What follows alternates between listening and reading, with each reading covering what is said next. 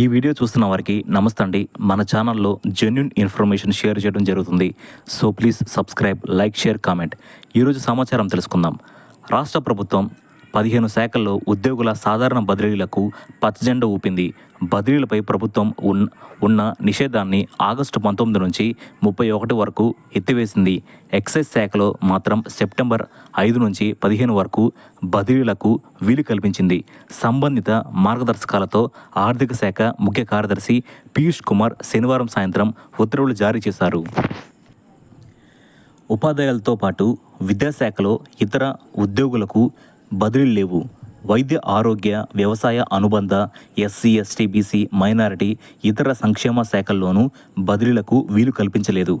బదిలీలకు మార్గదర్శకాలు ఇవి: 2024 జూలై 31 నాటికే ఒకే చోట 5 ఏళ్ల సర్వీసు పూర్తి చేసిన వారికి తప్పనిసరిగా బదిలీ చేయాలి. అన్ని క్యాడర్లు పోస్టుల్లో చేసిన సర్వీసులను పరిగణలోకి తీసుకొని ఎంతకాలం ఒకే ప్రాంతంలో పనిచేశారనేది లెక్కించాలి. 5 ఏళ్లు పూర్తి చేయని ఉద్యోగులకు కూడా పరిపాలనా అవసరాలు, వ్యక్తిగత కారణాలతో బదిలీ చేయొచ్చు. సాధారణ ఎన్నికల దృష్ట్యా ఎన్నికల సంఘం కొందరు ఉద్యోగులను ఇతర చోట్లకు బదిలీ చేసి మళ్లీ యథాస్థానాలకు మార్చింది. ఆ ఉత్తర్వులు ఆ బదిలీ అయిన సమయాన్ని ప్రస్తుతం పరిగణలోకి తీసుకోరు. అందులో మానసిక వైకల్యం ఉన్న పిల్లల తల్లిదండ్రులు ఎక్కడ వారికి వైద్యం అందుబాటులో ఉంటుందో ఆ ప్రదేశానికి బదిలీ కోరుకుంటే వారికే అధిక ప్రాధాన్యం. గిరిజన ప్రాంతాల్లో 2 ఏళ్లకు మించి పనిచేసిన వారికి, 40% మించి వైకల్యం ఉన్న ఉద్యోగులకు ధృవీకరణ పత్రం సమర్పిస్తే బదిలీలో ప్రాధాన్యం. తొలుత ఐటీడీఏల పరిధిలో, ఏజెన్సీల ప్రాంతాల పరిధిలో ఖాళీలుగా ఉన్న పోస్టుల భర్తీ తర్వాత మిగిలిన ప్రాంతాల్లో పోస్టులను భర్తీ చేయాలి. బాగా వెనుకబడిన ప్రాంతాల్లో అత్యధికంగా ఉన్న ఖాళీలను బదిలీల సమయంలో తొలుత భర్తీ చేయాలి. ఇందుకు ఆయా ప్రభుత్వ శాఖల విభాగాధిపతులు, జిల్లా కలెక్టర్లు బాధ్యత వహించాలి. గిరిజన ప్రాంతాలకు బదిలీ చేసే క్రమంలో ఆ ఉద్యోగి వయసు 50 ఏళ్ల కన్నా తక్కువై ఉండాలి. ఐటీడీఏల పరిధిలో పనిచేయకుండా బయటి ప్రాంతాల్లో సుదీర్ఘ సర్వీస్ ఉన్న వారిని ఐటీడీఏ పరిధిలోకి బదిలీ చేయాలి. ఐటీడీఏ ప్రాంతం నుంచి ఒక ఉద్యోగి బదిలీ అయితే ఆ పోస్టులోకి మరొక నియామకం జరిగితే తప్ప వారిని ఆ పోస్ట్ నుంచి రిలీవ్ చేయకూడదు. గిరిజన ప్రాంతాలకు బదిలీ అయిన ఉద్యోగులు నిర్ణీత వ్యవధిలోగా ఆ పోస్టులు చేరకపోతే క్రమశిక్షణ చర్యలు తీసుకుంటారు. అందులకు మినహాయింపు. అంధత్వం ఉన్న ఉద్యోగులకు బదిలీల నుంచి ప్రభుత్వం మినహాయింపు ఇచ్చింది. వారు కోరుకుంటే బదిలీ చేయవచ్చని పేర్కొంది. భార్యాభర్తలు ఇద్దరు ఉద్యోగులైతే వీలైనంత వరకు ఒకే చోటకు లేదా సమీప ప్రాంతాలకు బదిలీ చేయాల్సి ఉంటుంది. ఉద్యోగి లేదా జీవిత భాగస్వామి తల్లిదండ్రుల వైద్య అవసరాల రీత్యా కూడా ప్రాధాన్యమిస్తారు. Cancer, neuro service, open heart surgery, kidney మార్పిడి తదితర కీలక వైద్య అవసరాలు ఉన్నవారికి మాత్రమే ఈ నిబంధనలు వర్తిస్తాయి. సంబంధిత వైద్యం అందుబాటులో ఉండే ప్రదేశాలకు వారికి బదిలీలో ప్రాధాన్యం ఉంటుంది. భర్తను కోల్పోయి కారుణ్య నియామకం పొందిన ఉద్యోగినులకు బదిలీలో ప్రాధాన్యం ఉంటుంది. ఈ మార్గదర్శకాల్లో పేర్కొన్న అంశాలు ఐచ్ఛిక రాయితీలు దుర్వినియోగం కాకుండా నిశ్చితంగా పరిశీలించేందుకు అంతర్గత కమిటీలు ఏర్పాటు చేయాలి. గుర్తింపు పొందిన ఉద్యోగ సంఘాల ఆఫీసు బేరర్ల బదిలీల విషయంలో 2022 జూన్ 15న సాధారణ పరిపాలనా శాఖ ఇచ్చిన ఉత్తర్వులే వర్తిస్తాయి. ఆఫీసు బేరర్గా ఒకే చోట 9 సంవత్సరాలు పనిచేసేందుకు వీలు కల్పిస్తారు.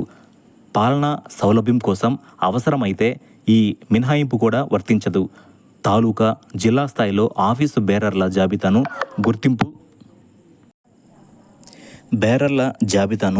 గుర్తింపు పొందిన ఉద్యోగ సంఘాల జిల్లా కలెక్టర్ ద్వారా, రాష్ట్ర స్థాయి సంఘాలు సాధారణ పరిపాలనా శాఖ ద్వారా సంబంధిత విభాగాధిపతులకు అందజేయాలి. మిగిలిన ఏ రూపాల్లో ఆ జాబితా అందినా పరిగణలోకి తీసుకోకూడదు.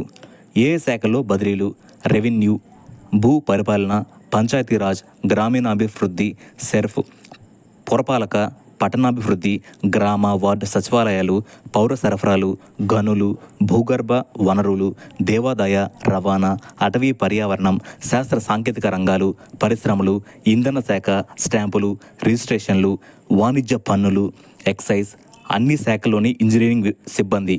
ఈ శాఖల్లో అన్ని క్యాడర్లోనూ బదిలీలకు వీలు కల్పించారు. ఎక్సైజ్ శాఖను పునర్వ్యవస్థీకరిస్తున్న నేపథ్యంలో సెప్టెంబర్ 5 వరకు బదిలీలను వాయిదా వేశారు. ఇప్పుడు మరో సమాచారం తెలుసుకుందాం.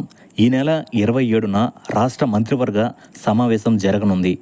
ఆ రోజు ఉదయం 11 గంటలకు సచివాలయంలోని మొదటి బ్లాక్లో సమావేశాన్ని నిర్వహించనున్నారు.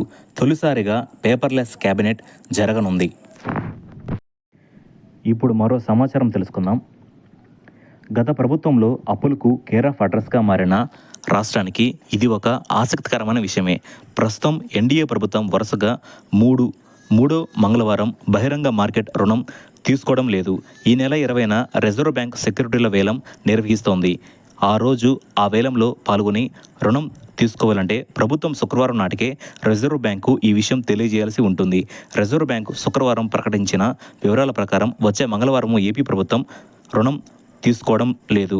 ఇలా వరుసగా 3 వారాల పాటు బహిరంగ మార్కెట్ రుణం తీసుకునే సందర్భాలు ఇటీవల సంవత్సరాలలో రాష్ట్రంలో అరుదు. ప్రస్తుతం 2024-2025 ఆర్థిక సంవత్సరంలో కేంద్రం తొలి 9 నెలల కాలానికి 47,000 కోట్ల రూపాయల బహిరంగ మార్కెట్ రుణం పొందేందుకు అనుమతి ఇచ్చింది. గత ప్రభుత్వ హయాంలోనే ఈ అనుమతులు వచ్చాయి. కొత్త ఆర్థిక సంవత్సరంలో ఏప్రిల్ 1 నుంచి జూన్ 4న ఎన్నికల ఫలితాలు వచ్చే వరకు గత ప్రభుత్వమే అప్పులు పుట్టించింది. ప్రభుత్వం చివరి రోజుల్లోనూ వీలైనంత రుణం సమీకరించి ప్రయోజనం పొందాలని చూసింది. అప్పట్లో ఏప్రిల్ 1 నుంచి జూన్ 4 వరకు 10 వారాలు రిజర్వ్ బ్యాంకు బహిరంగ మార్కెట్ వేలం నిర్వహించింది. గత సర్కార్ ఏకంగా 8 వారాల పాటు రుణం సమీకరించింది. ఇలాంటి సమాచారం తెలుసుకోవడానికి మన ఛానల్ని సబ్స్క్రైబ్ చేయండి, లైక్ చేయండి, షేర్ చేయండి, కామెంట్ చేయండి. Thank you.